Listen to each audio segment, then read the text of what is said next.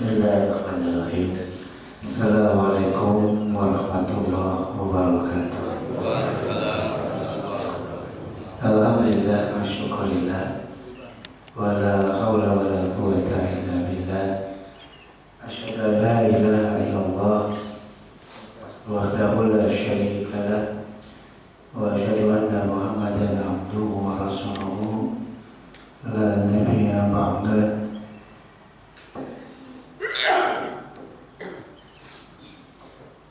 Allahumma sholli wa sallim ala Muhammadin nabiyil karim wa ala alihi wa sahbihi ajma'in. Amma ba'du. Ada beberapa warisan kenabian yang kita sedang diskusikan. Salah satunya adalah tentang wahdatul ummah, tentang kesatuan umat. Karena dalam sejarah kita temukan bahwa Rasulullah SAW telah sukses mengantarkan, menyatukan orang-orang Ansar dengan Muhajirin. Rasulullah SAW telah sukses dengan izin Allah mengantarkan persatuan orang-orang Aus dengan orang-orang Khazraj di Madinah. Bahkan pada akhirnya Islam dengan izin Allah bisa menyatukan orang Arab dan orang di luar Arab. Tidak ada kelebihan Arab atas orang di luar Arab. Kelebihan itu bukan Arab dan tidak Arabnya, tapi kelebihan itu terletak pada takwanya. Ini disyaratkan oleh Rasulullah SAW dalam hadisnya. Karena persatuan itu menjadi hal yang sangat penting untuk kita pelihara, untuk kita jaga. Kenapa? Karena ini yang diwarisi oleh Rasulullah SAW buat kita. Karena Rasulullah SAW bersabda dalam satu hadisnya, "Alaikum bil jamaah, innal jama'ata rahmah, wal firqata azab." Maka adalah kamu senantiasa berjamaah. Kenapa? Karena dengan berjamaah Allah akan turunkan rahmat. Dan sebaliknya wal firqata azab, berpecah belah itu mendatangkan azab Allah Subhanahu wa taala. Bapak serta sekalian yang berbahagia, oleh itu dalam Al-Quran, dalam hadis-hadis Rasulullah SAW itu banyak mengisyaratkan kita untuk senantiasa menjaga semangat wahdatul ummah, persatuan umat. Salah satunya ketika Allah Subhanahu wa taala berfirman dalam satu ayatnya, "A'udzubillahi minasyaitonir rajim, wa'tasimu bihablillahi jami'an wa la tafarraqu. Wadhkuru ni'matallahi 'alaikum idh kuntum a'da'an fa'alafa baina qulubikum fasbahtum bi ni'matihi ikhwanan." Kata Allah Subhanahu wa taala, "Wa'tasimu bihablillahi jami'an." Maka adalah kamu berpegang teguh kepada agama Allah sendiri-sendiri, tidak. Kata Allah, jami'an, bersama-sama, berjamaah. Itu artinya apa? Gak bisa istiqomah sendiri, gak bisa bersih sendiri, gak bisa pengen suci sendiri, gak bisa. Gak konsep Islam ini. Kata Allah jami'an, kalau pengen berpegang teguh pada agama Allah itu harus jami'an. Kenapa? Sendiri, sehebat-hebatnya orang sendiri lemah. Sehebat-hebatnya orang sendiri lemah. Karena Rasulullah katakan, "Asyaitan ma'al wahid." Setan itu senang sama yang sendirian. Tidak ada orang mukmin berdua berkumpul, maka setan makin jauh. Makin banyak orang mukmin berkumpul, makin jauh setan dari mereka.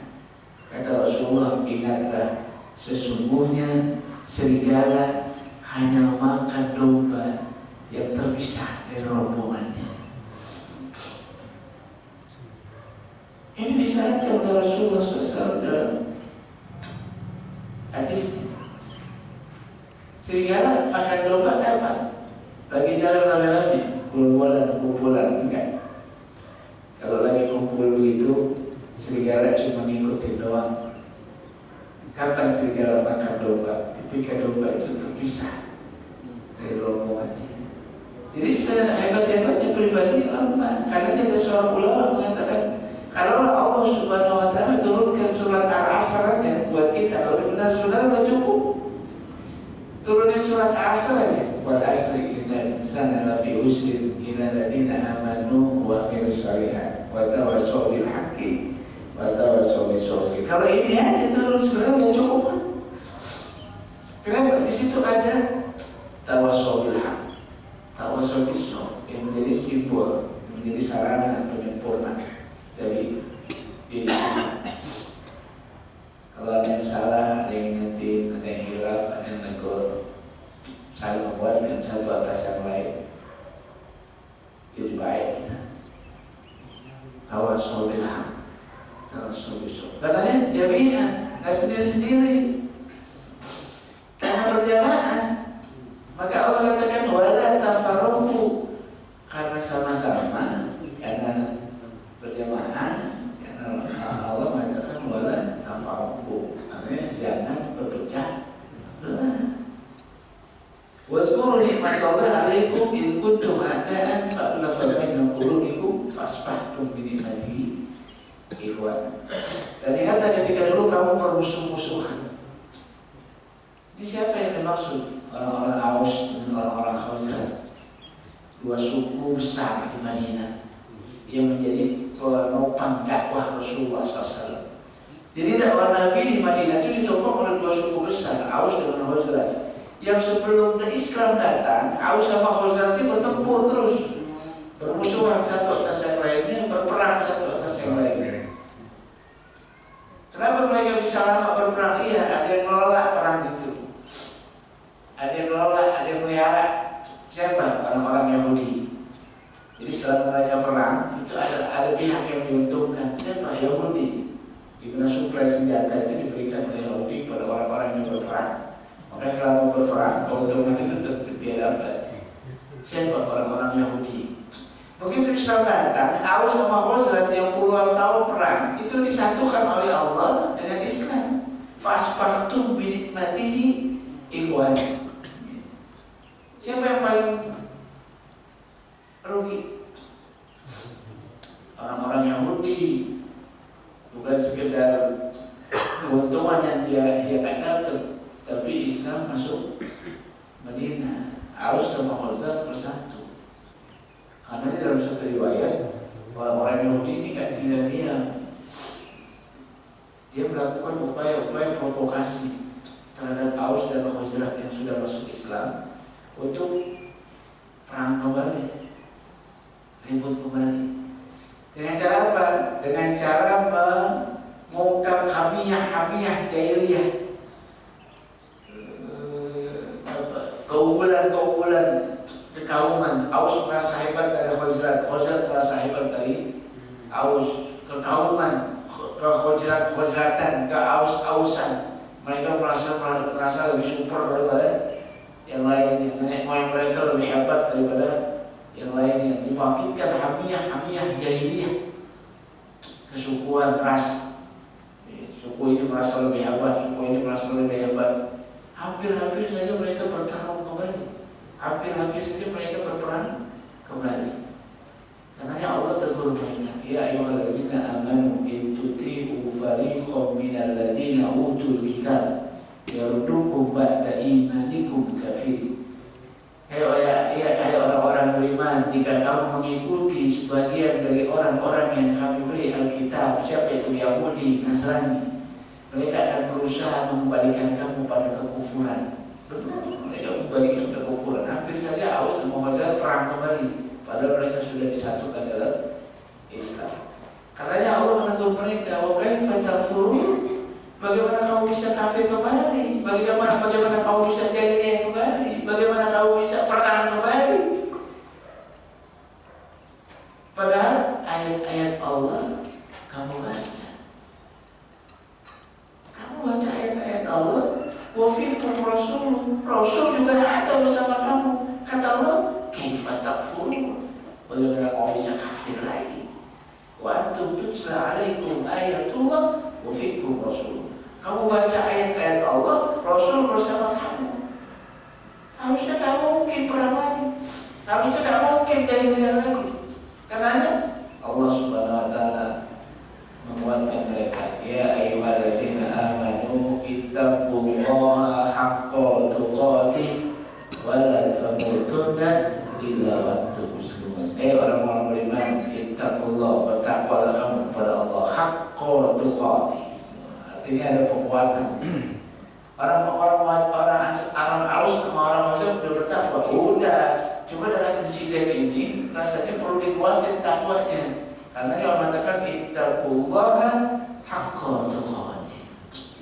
Bertakwalah kamu kepada Allah dengan sebenar-benarnya takwa dan jangan kau mati kecuali kamu dalam keadaan Islam. Kalimat ini sering di dalam ayat hak jihadu haqqa jihadi. Jihadlah kamu dengan jihad yang benar.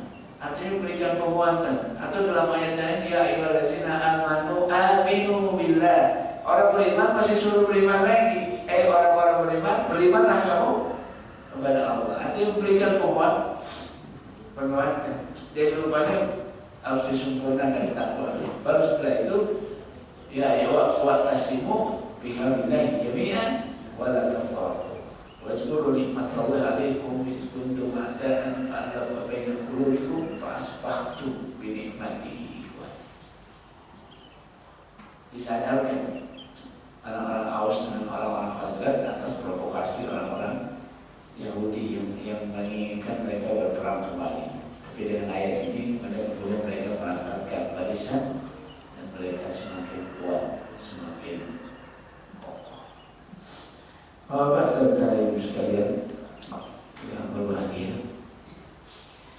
Karenanya perpecahan itu sesuatu yang paling dibenci oleh Allah dan Rasul. Sampai-sampai Allah mengancam dengan azab yang pedih. Wala taqulu kalladzina tafarraqu wa ikhtalafu min ba'di ma ja'ahumul bayyinah. Ulaika lahum azabun alim. Janganlah kamu seperti orang-orang yang berpecah belah setelah datang penjelasan kepada mereka. Apa kata Allah setelah itu? Ulaika lahum azabun alim. Sungguhnya bagi mereka azab yang pedih. Jadi perpecahan itu barang asing dalam Islam. Perpecahan itu barang sesuatu yang aneh di dalam Islam. Karena jangan bawa-bawa dia ke dalam Islam. Jangan dibawa-bawa tuh isu perpecahan dalam Islam. Kenapa? Karena ini sesuatu yang sangat dibenci oleh Allah dan Rasulnya. Gak ada alasan berpecah belah. Tidak ada alasan kecuali karena urusan akidah. Kalau soal beda doang dari dulu zaman sahabat sudah beda. Jadi kalau soal beda gak ada alasan pecah. Para imam mazhab, Imam Syafi'i, Imam Malik, Imam Ahmad dan banyak para mujtahid itu berbeda dalam banyak hal. Tapi nggak perlu juga perpecahan. Kalau kita beda pecah, nggak dewasa kita. Kalau kita beda pecah, terlalu kerdil kita. Kalau kita beda pecah, terlalu kekanak-kanakan kita. Beda dari dulu udah beda, zaman Nabi udah beda. Kalau soal beda, tapi yakinlah bedanya itu pada masalah furu, pada masalah cabang, bukan pada masalah asas. Gitu. Kalau kita beda yang begini gak siap, bagaimana kita bisa musuh perjuangannya? Kalau sama saudaranya aja udah gak sabar, gimana kita ngadepin musuh-musuhnya? Sama saudaranya udah gak bisa sabar. Bisa nyikapin perbedaan, nggak bisa lapang melihat perbedaan, nggak bisa, nggak siap kita berdua. Padahal persatuan itu menjadi hal yang sangat penting sampai-sampai ini jadi wasiat dari Allah kepada para nabinya, bukan main-main. Bukan wasiat orang tua kepada anaknya, wasiat Allah kepada semua para nabinya. Semua nabi, semua rasul yang diutus oleh Allah selalu diwasiatin ini. Apa wasiatnya? Anaqimuddin wa la tatafarraqu fi. Tegakkanlah agama ini dan jangan kamu berpecah belah di dalamnya. Karena berbeda bisa, tapi nggak harus berujungnya nih perpecahan. Berkelompok-kelompok, bergolongan, berorganisasi silakan, tapi nggak harus berujungnya nih perpecahan. Kita berbangsa-bangsa, bersuku-suku, ada ras, ada daerah. Tapi nggak ada alasan untuk kita berpecah. Nggak ada alasan. Rasulullah SAW bukan orang Arab doang, orang Eropa bisa bersatu. Kenapa kita sama-sama orang Islam satu daerah, satu wilayah, kita nggak bisa bersatu? Arab sama Eropa bisa ketemu karena Islam. Bahkan Aus dan Khazraj udah puluhan tahun, ratusan tahun berperang bisa disatukan karena Islam. Dan kita kayaknya nggak perang-perang, nggak lama-lama banget. Kalaupun ada ribut-ribut nggak serius-serius amat. Kenapa kita nggak bisa bersatu? Jadi nggak ada alasan nggak bersatu. Soal organisasi, soal kelompok, zaman Nabi udah ada kelompok. Ada Ansor, ada Muhajirin, ada Aus, ada Khazraj, ada. Kalau kita juga ada kelompok silakan aja, tapi harus berpecah belah tidak, karena kelompok lebih pada sarana, bukan tujuan, tapi jadikan sarana. Karena sarana boleh berubah, boleh ganti nama, boleh, bisa berubah, bisa, tapi Islam tidak boleh berubah. Kenapa? Karena dia cuma sarana. Bapak serta ibu sekalian yang berbagi. Kenapa ini jadi sangat penting? Kenapa ukhuwah ini jadi sangat penting? Paling tidak tiga hal. Yang pertama, karena dia merupakan minhah robbaniyah. Dia merupakan minhah robbaniyah, pemberian dari Allah Subhanahu wa Ta'ala. Pemberian dari Allah Subhanahu wa Ta'ala. Kenapa? Iya. Berapa banyak orang yang nyatu, berkumpul, bareng, dekat, tapi hatinya nggak satu. Dia berkumpul, duduk bareng, tapi hatinya tidak bersatu. Bahkan memusuhi satu atas yang lainnya. Kumpul bareng di satu tempat, di satu wilayah, di satu majelis, kumpul di satu gedung, ratusan orang berkumpul. Apa bersatu hati mereka? Tidak. Berapa banyak orang yang berkumpul tapi nggak bersatu. Sebaliknya berapa banyak orang yang nggak ketemu tapi mereka bersatu. Fisik boleh dekat, tapi berapa banyak fisik yang dekat hatinya jauh. Sebaliknya berapa banyak orang yang jauh dari kita tapi hatinya dekat. Jadi bersatu gak bersatunya hati bukan masalah kumpul gak kumpul, tapi ini benar-benar karunia Allah. Bahkan kata Allah, kalau kamu infakkan semua harta yang ada di muka bumi ini, pakai tuh semua harta buat nyatuin hati manusia. Kata Allah, gak bisa. Kamu gak bisa nyatuin hati. Lau anfaqta ma fil ardi jami'an. Kalau sekiranya kamu infakkan semua harta yang ada di muka bumi buat menyatukan hati mereka, apa kata Allah? Ma'alafta, kamu nggak bisa menyatukan hati mereka. Nggak bisa dibayar pakai uang, uangnya bisa diambil, tapi hatinya nggak bisa terpaut, nggak bisa. Uangnya bisa diambil, tapi hatinya tidak terpaut. Gitu. Makanya kalau pemilu itu rame tuh. Pengen sih bersatu, tapi nggak bisa. Kata Allah, lau anfaqta ma fil ardi jami'an. Oh, cuma 1 juta, 200 juta, 1 miliar. Semua harta yang ada di muka bumi ini, pakai semua untuk menyatukan hati-hati kamu. Kata Allah, ma'alafta, kamu nggak bisa. Terus kenapa bisa bersatu? Kata Allah, walakinna Allah alafa bainahum. Tapi Allah lah yang menyatukan hati-hati mereka. Allah. Jadi kamu yang susah.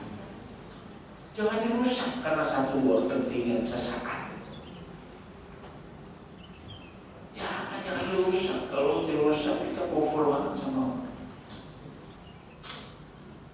Jadi dia merupakan minhah robbaniyah. Dia merupakan pemberian Allah. Yang kedua, dia nikmat ilahiyah. Dia nikmat dari Allah Subhanahu wa Ta'ala. Bagaimana nikmat-nikmat yang lain, dan ini nikmat yang sangat besar. Karena Allah mengatakan fa'asbahtum bi ni'matihi ikhwana. Karena nikmat Allah kamu jadi bersaudara. Jadi bersaudara. Karena permusuhan itu nggak enak. Nggak enak permusuhan. Mau keluar dikit, takut. Mau punya aku dikit, takut. Mau jalan, takut. Apa aja nggak. Kalau bersaudara satu atas yang lain selalu menguatkan. Ini indah. Ini Rasulullah mengatakan umat Islam ini kalau jasa di luar sebagai satu tubuh. Yang satu sakit, yang lainnya ikut sakit. Kalau dia sudah waktu seperti satu bangunan, yang satu dengan yang lain saling menguatkan. Tidak benar. Tidak benar. Ini sangat keren. Lain yang kedua nikmat ilahiyah. Ini merupakan nikmat dari Allah Subhanahu wa Ta'ala. Dan yang ketiga, quwwatul imaniyah. Dia merupakan ekspresi dari sebuah kekuatan iman. Jadi ukhuwah ini nggak bisa dibikin-bikin, nggak bisa pura-pura. Ukhuwah ini benar-benar produk dari iman yang kuat. Kalau iman kuat, ukhuwah bagus. Kalau imannya lemah, ukhuwahnya berantakan, rusak. Karena ulama mengatakan ukhuwah itu saudara kembarnya iman. Kalau ukhuwahnya bagus, imannya bagus. Kalau ukhuwahnya jelek, itu imannya jelek. Karena Allah berfirman, innamal mu'minuna ikhwatun. Sesungguhnya orang beriman itu bersaudara. Siapa yang bersaudara? Orang beriman. Karena ini ukhuwah cuma ada ukhuwah Islamiyah, nggak ada ukhuwah yang lain. Ukhuwah watoniyah, saya nggak ketemu dalam hadis. Ukhuwah watoniyah ini istilah baru aja yang agak dipaksain. Ukhuwah itu ada dalam Islamiyah. Kenapa? Karena ukhuwah itu pancaran iman. Sehingga ukhuwah itu muslim ala muslim, al muslim umur muslim, muslim ala kafir nggak ada. Ukhuwah orang kafir nggak ada. Ukhuwah itu muslim ala muslim, al muslim ukhul muslim, muslim saudara dari muslim yang lain. Ada disebut kalau Rasulullah muslim ukhul kafir. Nggak ada. Ukhuwah itu cuma ada dalam Islam. Orang muslim sama orang muslim. Kalau orang kafir, apa bentuknya? Itu lebih pada humanis, pada aspek-aspek kemanusiaan. Karena kita rahmatan ya, menghalangi. Kalau saudara kita orang kafir, Nasrani, dia kelaparan, kita kasih makan, boleh? Boleh. Jangan didiemin, terus kita bilang biar dia kafir, lagi mati ya sekalian. Enggak. Harusnya kita bantu. Bantunya bukan dimensi ukhuwah, tapi lebih pada kehadiran kita sebagai rahmatan. Bukan ukhuwah, nggak ada. Bahkan menjadikan orang kafir teman setia saja, teman dekat saja, nggak boleh dalam Islam. Jadi itu mendekat, jadi sahabat orang kafir nggak boleh. Terus kamu bisa curhat, kamu bisa cerita, kamu bisa malu dan sebagainya, nggak boleh. Boleh juga boleh. Ada muslim ada muslim ukhul muslim. Kenapa? Karena ukhuwah itu ekspresi dari iman yang kuat. Gitu. Kalau iman yang kuat, kita mau mukmin yang lagi sama, saudara dia. Orang mukmin sama orang mukmin bersaudara. Siapa aja orang mukmin di mana saja di bulan bumi Allah ini, orang mukmin pasti bersaudara. Innamal mu'minuna ikhwatun. Dan persaudaranya bukan di masjid doang. Kalau di masjid saudara, begitu keluar masjid kalau saudara lagi, bukan. Ikhwatun bentuknya nakirah, artinya semua sisi kehidupan. Lagi di pasar, lagi di kantor, lagi di rumah, lagi di apa aja, seluruh kehidupan itu semangatnya ikhwatun, semangatnya bersaudara. Apa bersaudara maknanya? Nggak boleh ditumpahkan darahnya, nggak boleh dicuri hartanya, dan nggak boleh dirusak kehormatannya. Nggak boleh ditumpahkan darahnya.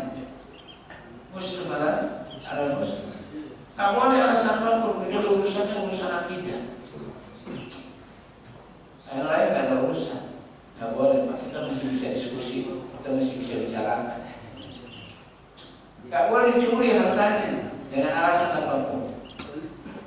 Dan yang ketiga, nggak boleh dirusak kehormatannya. Itu saudara. Ada Rasulullah, jangan dibohongi saudara yang tidak boleh, jangan ditipu, jangan diselingkuhi, dibohongi. Ini bagi dari hal-hal penting di masyarakat. Ukhuwah. Adanya paling tidak tiga bicara ukhuwah. Minha rabbaniyah, nikmah ilahiyah, kuwatun imaniyah. Dia merupakan ekspresi dari iman. Karena kalau ukhuwah berantakan, yang dikoreksi pertama apa? Iman dulu. Makanya ketika Allah bicara innamal mu'minuna ikhwatun fa aslihu baina akhawaykum wattaqullah, ada takwa lagi disebut. Sesungguhnya orang beriman itu bersaudara, maka manakala ada sesuatu yang tak nyaman dalam persaudaraan kamu, maka perbaikilah hubungan persaudaraan kamu. Kata Allah, fa'aslihu baina akhawaykum, cepat segerakan perbaiki hubungan persaudaraan kamu. Habis itu apa Allah katakan? Wattaqullah, ada takwa di situ. Kita suruh takwa. Kenapa? Karena iman itu ekspresi dari, dan ukhuwah itu ekspresi dari iman.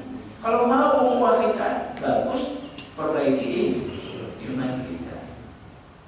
Bukan sekedar kita silaturahim. Kalau itu bisa basa-basi. Bukan sekedar kita membantu. Mana bisa jadi kita punya keperluan. Tapi ukhuwah itu dimensinya luar biasa. Wattaqullah, ekspresi dari sebuah keimanan. Karena ini dia nggak peduli mau kaya, mau miskin, mau pejabat, bukan pejabat, kalau mukmin salah. Ini kan karena ada kalau kumpulnya sama kaya-kayaan, miskin nggak mau. Seperti orang-orang kafir Quraisy. Ini dalam satu riwayat orang kafir Quraisy itu mau ngaji, mana mau ngaji, mana cuma ngajinya nggak mau sama bilang, nggak mau satu grup sama bilang, nggak mau satu grup sama Zaid bin Haritha. Kenapa? Kita bangsawan, kalau bisa pengajiannya kau bangsawan, orang miskin kumpulan orang miskin, orang kaya orang kaya, nggak diterima mana? Nggak diterima. Karena ini tidak akan kalau kemudian Salman Al-Farisi bisa duduk dengan Zaid bin Haritha, Utsman bin Affan bisa duduk dengan Bilal bin Rabah. Ini tuh tiga baiknya. Jadi saya yang dirusak dan jangan dirusak. Ukhuwah, paham? Harganya ini karunia Allah Subhanahu Wa Taala. Apalagi kalau kita berbicara fadilah, fadilah orang yang berukhuwah. Sedikit saja bahwa orang yang berukhuwah itu Allah akan mencintai. Allah akan mencintai. Dan kalau Allah mencintainya, apa yang dikhawatirkan lagi? Gak ada khawatir. Kalau Allah sudah cinta sama kita, apa yang dikhawatirkan? Gak ada. Wala tahidu wala tahzanu. Gak usah takut, gak usah khawatir. Kenapa? Jangan kan minta. Belum minta, Allah juga kasih. Ini apa yang terbaik buat kita? Kalau Allah cinta, kita akan termimpi di rumah kita, dunia kita, akhirat kita. Allah akan memberikan semua fasilitas yang kita perlukan. Orang kalau mencintai Allah terpelihara ini. Dan orang yang berukhuwah itu akan dapat cinta dari Allah. Sehingga satu riwayat ada seorang yang berkunjung ke rumah saudaranya di luar kota. Lalu Allah utus malaikat jalan bersama. Ketika ketemu sama malaikat tanya, kamu mau kemana? Kata orang ini, saya mau ke rumah saudara saya. Di mana? Di luar kota. Jauh di luar kota. Mereka tanya, apa ada sesuatu yang kamu bawa sehingga kamu jadi perlu ke rumah saudara kamu? Kata sahabat, karena orang ini enggak ada yang saya bawa. Apa ada titipan kali dari orang? Kenapa kamu jadi perlu ke rumah saudara kamu di luar kota? Kagak ada titipan juga. Ada yang dibawa nggak? Kagak ada yang dibawa. Terus ngapain kamu ke sana? Gitu. Kata si malaikat, saya cinta dengan saudara saya. Wah, cinta, kangen dia. kangen aja, nggak ada urusan, nggak ada kebutuhan apa-apa, cinta aja mau ketemu. Apa kata malaikat? Ini Rasulullah ilaika, sesungguhnya aku utusan Allah kepada kamu. Apa? Allah mengabarkan kepada kamu bahwa sesungguhnya Allah mencintai kamu seperti kamu mencintai saudara kamu. Cinta itu begitu. Kalau kita kan silaturahim terus terang aja. Begitu datang ke rumah saudara itu, Pak, alhamdulillah, pertama saya silaturahim, yang kedua ada perlu nih Pak, ada perlu kamu ada perlu silaturahim nggak? Kagak. Banyak kan keluarnya, Pak, pertama silaturahim, yang kedua ada perlu nih Pak, wah, karena kita nyambi silaturahimnya. Kalau uang tuh nggak nyambi, itu benar-benar silaturahim, terus murni, benar-benar karena cinta pada saudara. Ini yang mahal. Gitu. Katanya Kak Eran kalau orang kaya banyak didatangin orang, pejabat, diangkat jadi pejabat, rumahnya penuh silaturahim. Banyak. Begitu miskin ada yang datang. Begitu turun jabatan, ramai nggak rumahnya? Langsung kontak sepik, pik. Habis. Kalau begini judulnya, ini siapa? Uang kan ada sesuatu yang bukan uang turun itu. Nah yang tulus begini, Allah cintai. Kenapa? Karena dia cinta sama saudara. Karena Allah cinta tuh uang. Yang kedua, Allah Subhanahu Wa Taala akan berikan naungan nanti di hari kiamat. Ada 7 golongan manusia yang dapat naungan nanti di hari kiamat. Ketika tidak ada lagi naungan kecuali naungan Allah. Siapa? Di antaranya orang-orang yang cinta pada saudaranya karena Allah. Dapat naungan dari 7 golongan manusia yang nanti akan dapat naungan Allah Subhanahu Wa Taala.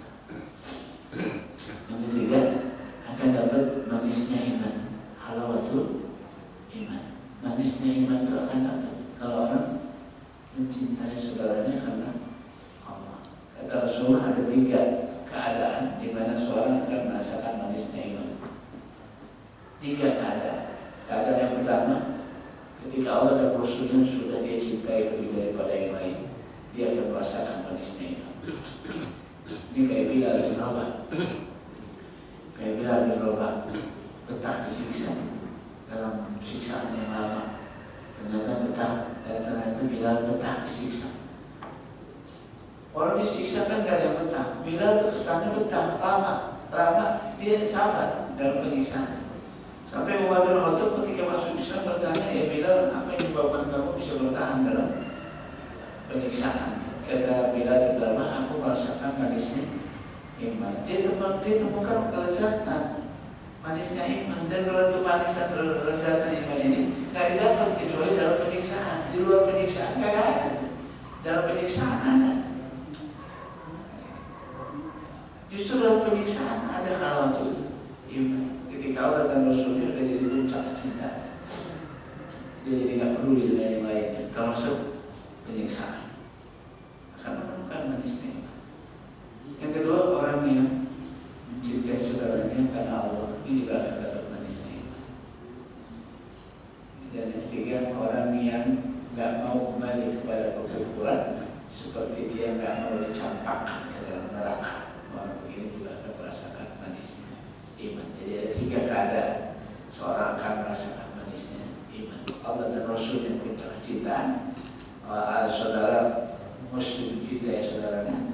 Dan yang ketiga, orang yang nggak mau kembali kepada kekafiran, seperti dia nggak mau dicampakkan ke dalam api neraka. Ini fadilah yang lain. Dan berukhuwah itu taghfir dzunub, dia akan banyak menggugurkan dosa-dosa kita. Dosa-dosa kita itu akan banyak terhapus kalau kita berukhuwah. Orang baru ketemu aja nih, muslim baru ketemu aja, salaman, gugur dosa dari dari mereka. Tuh, baru ketemu lawan, belum ngapa-ngapain, baru ketemu salaman, itu dosa boleh gugur. Karena salaman harus dimanfaatkan, salaman jangan asal salam, jangan asal salaman, kan ada orang salaman begini. Salaman yang hangat, beneran gitu salaman hangat. Kayak orang gitu, kalau pergi jauh begitu ketemu itu hangat. Kayak orang pergi jauh dari pergian jauh terus ketemu sama saudara kayak begitu hangat salamannya. Karena Rasulullah nggak pernah narik duluan kalau salaman, pasti sahabat yang narik duluan. Hangat. Walaupun kalau dipraktekin mereka juga kayak gitu, kalau pas bapak. Tapi yang tunjukkan bahwa Rasul itu hangat salamannya karena manfaatin. Sehingga Rasul mengatakan nggak ada muslim ketemu dengan muslim yang lain, dia menjabat tangan maka yang gugur dosa dari salat dia sebaliknya. Itu baru salam, belum salam. Assalamualaikum. Ada doa di situ. Tapi kalau suuzon itu dosa dulu. Baru suuzon aja udah dosa. Minta Pak Dazarni. Baru suuzon dosa. Emang suuzon berhenti berdiri sendiri? Kagak. Dia akan berubah. Lama-lama dia akan berubah. Apa aja kalau suuzon terus nggak diomongin nggak asik. Kalau udah curiga, kalau nggak diomongin betah. Nggak betah. Kalau ada perasaan ke saudaranya terus nggak diomongin, betah nggak? Nggak betah. Pasti diomongin. Makanya suuzon suka berubah jadi ghibah. Suka berubah jadi ghibah. Ghibah itu asli. Emang benar kenyataan. Itu ghibah. Karena definisi ghibah adalah segala sesuatu yang kita bicarakan tentang perihal saudara kita, terus saudara kita nggak suka kalau dengarnya. Kalau dia dengar dia nggak suka, maka itu ghibah. Saudara kita pelit, kita omongin, dia pelit. Benar asli banget pelit. Semua juga orang tahu dia pelit. Terus kita omongin, terus dia nggak suka kalau kita omongin itu pelit, itu ghibah. Bener Pak Ustaz, emang dia pelit? Iya, ghibah itu yang bener. Yang bener diomongin, itu ghibah. Makanya ghibah nggak berhenti. Ghibah berhenti, sampai di ghibah doang nggak asik. Kalau yang diomongin bener nggak asik, biasanya terus berhenti pembicaraan. Kapan jadi asik? Kalau ditambah-tambahin. Iya, mulai bumbu masuk. Makanya ghibah jadi berubah menjadi fitnah. Baru seru tuh. Baru seru, baru rame. Hah? Ada polisi. Fitnah. Kalau diam terus pada sabar, yang difitnah sabar, yang fitnah juga terus jadi diam asik. Ya enggak. Terus maju sehingga fitnah menjadi namimah. Berseteru. Satu orang berseteru, saling mencaci, saling maki, wah yang rame kan. Bahkan berseteru beratur atau jadi disebut nabi. Kalau sudah begitu, rusak semua sendi-sendi bangunan masyarakat Islam. Bahwa serta sekalian yang bahagia, karenanya ukhuwah harus kita jaga. Kita sepakat ukhuwah harus kita jaga. Pertanyaannya, jaganya gimana? Nah, ini sedikit sebelum saya selesai sedikit. Yang pertama, kelihatannya kita harus ikhlas dalam ukhuwah. Jangan pilih-pilih, jangan pilih-pilih. Setiap muslim saudara kita, setiap mukmin saudara kita. Mau kaya, mau miskin, pejabat, dan pejabat. Mau pakai baju keren, pakai baju sederhana, bahwa kendaraan bagus atau enggak, dia muslim saudara kita. Samain sikapnya samain, jangan dibedain. Mau kelompok kita atau bukan kelompok kita, samain. Dulu zaman saya kalau ngaji, karena saya punya kelompok, punya jamaah, itu kalau punya jamaah salamannya begitu. Kalau sama-sama satu kelompok semua, ini kalau muslim biasa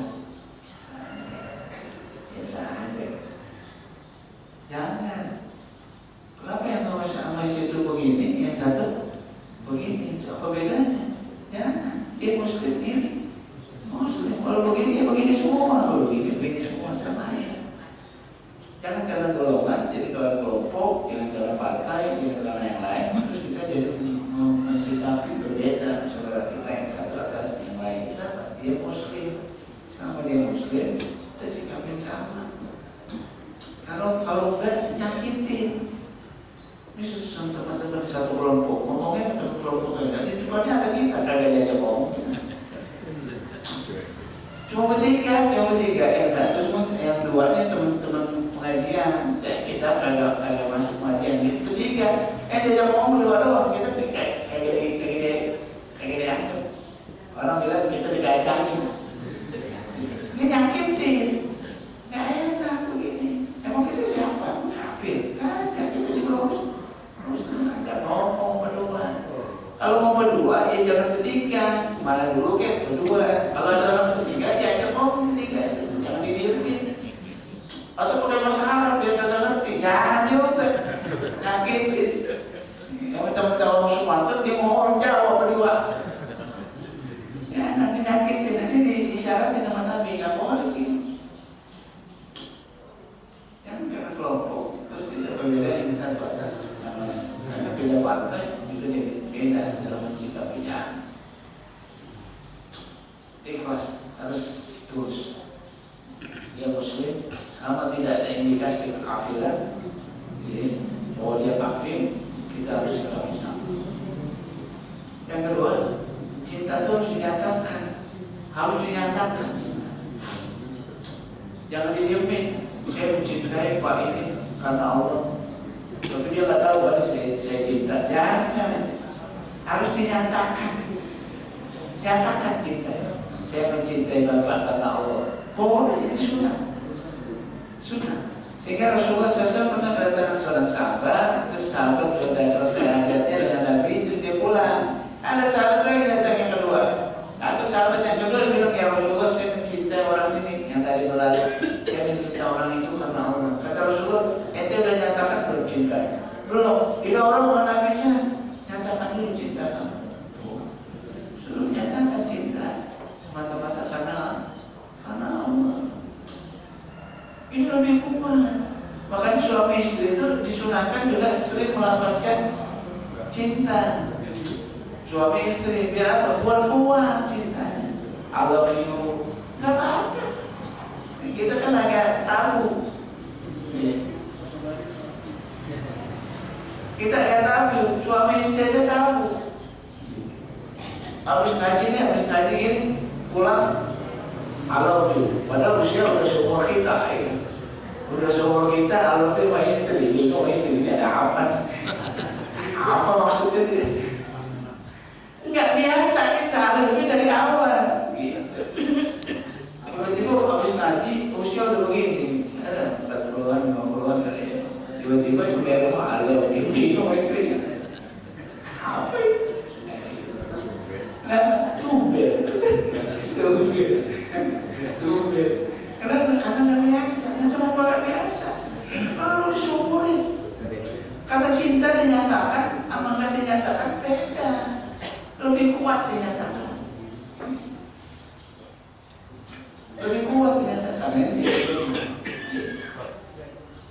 Kalau dia jawab salah, kalau kita datang kita ucap salam. Kalau dia salam kita jawab salamnya. Kalau dia bersin kita doain.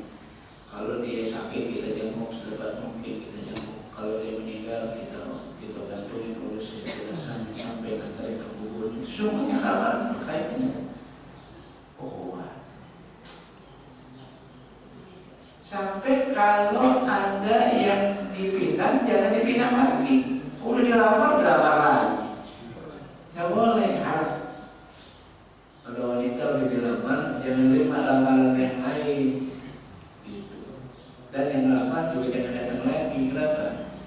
Udah dilamar, jangan terus mengatakan sebelum janur kuning janur kuning sebelum janur kuning dipasang, ada orang dilamar, nggak boleh harap dilamar.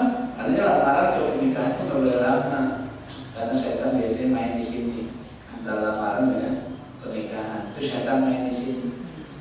Nggak boleh. Nah, suka terjadi banyak hal-hal yang diharapkan oleh Allah karena di sini dalam masa udah melamar antar juga nikah. Gitu. Nah, suka dikerjain tuh masalah aneh-aneh di sini. Karenanya Rasulullah mengatakan jangan lama-lama antara lamaran dengan nikah. Kalau dilamar, jangan dilamar lagi. Ya. Kalau udah dibeli sama saudara kita, jangan dibeli lagi kalau jual beli. Kapan orang jual beli? Ketika masa hiyal.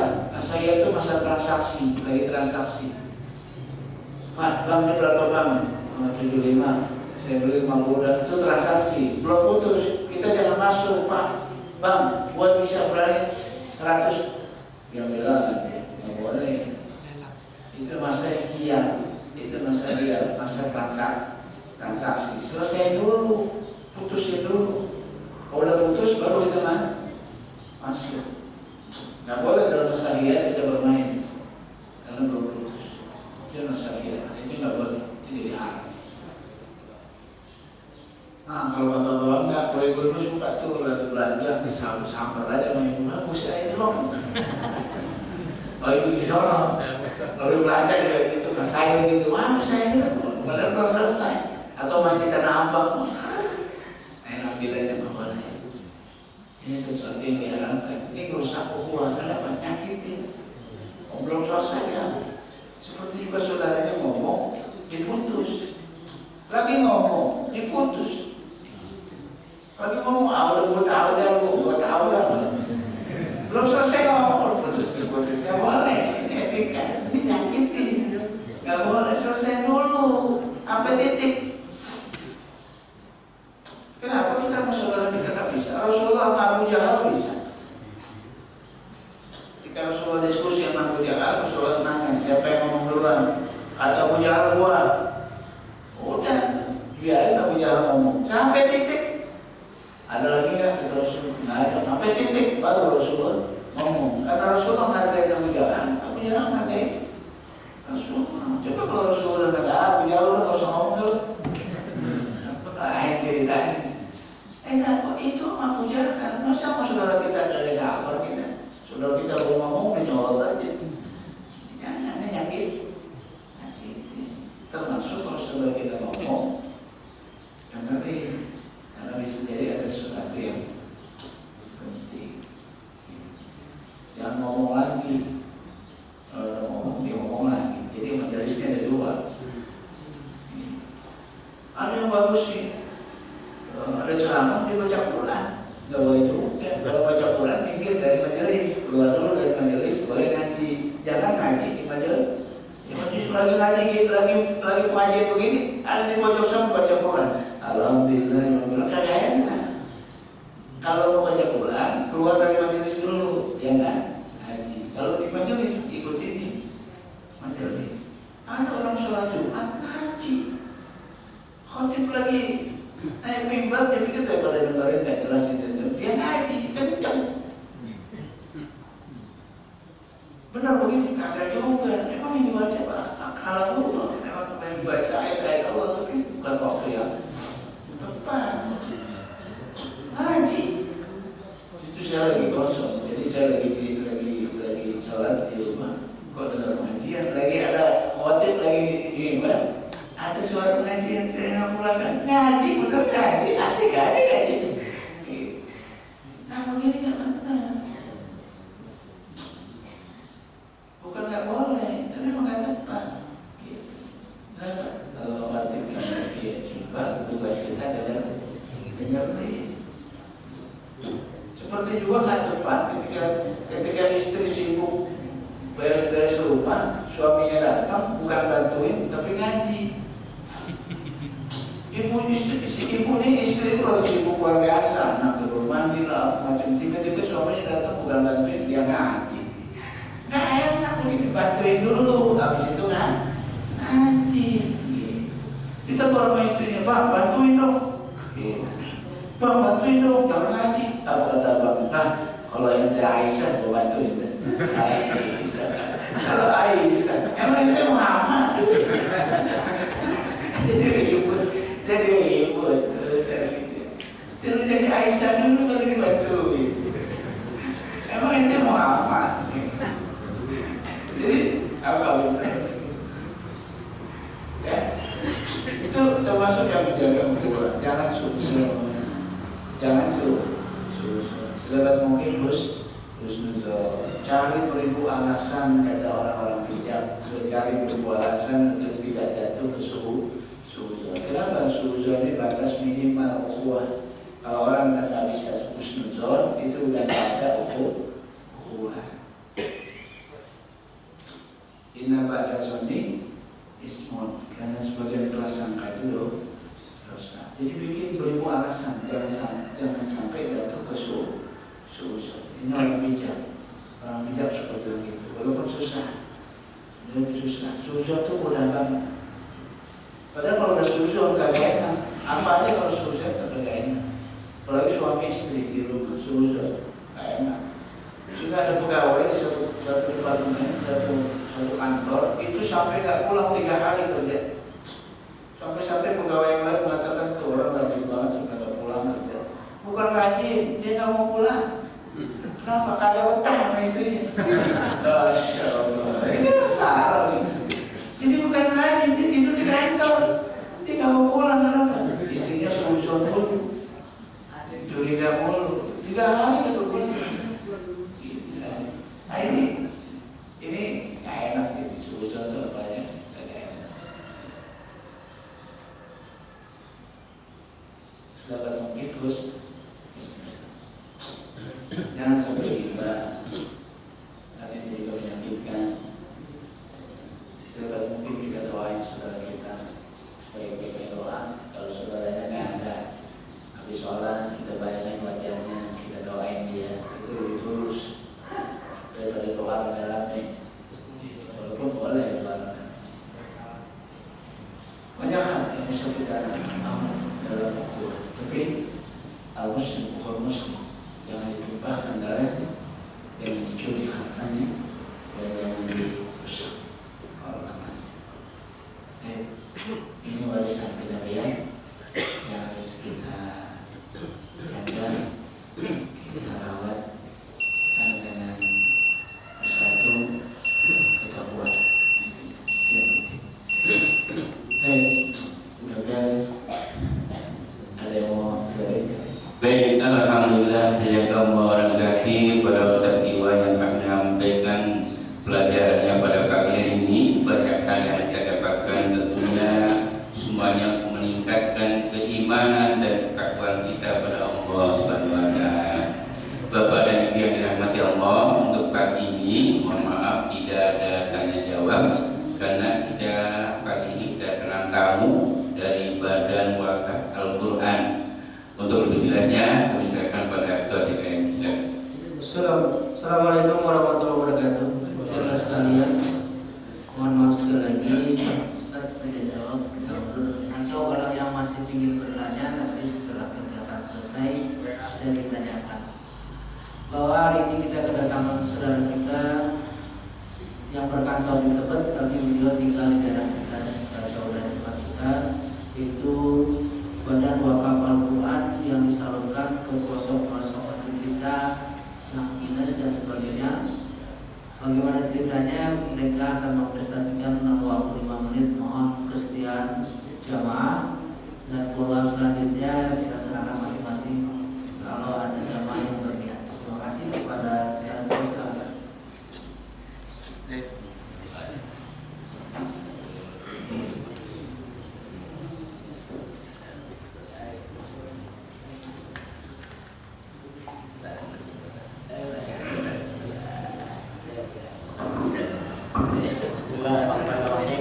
Assalamualaikum warahmatullahi wabarakatuh. Alhamdulillah, wassalatu wassalamu ala rasulillah wa ala alihi wa ashabihi wa mawala wa la hawla wa la quwata illa billah. Amma ba'd. Pertama-tama terima kasih kami ucapkan kepada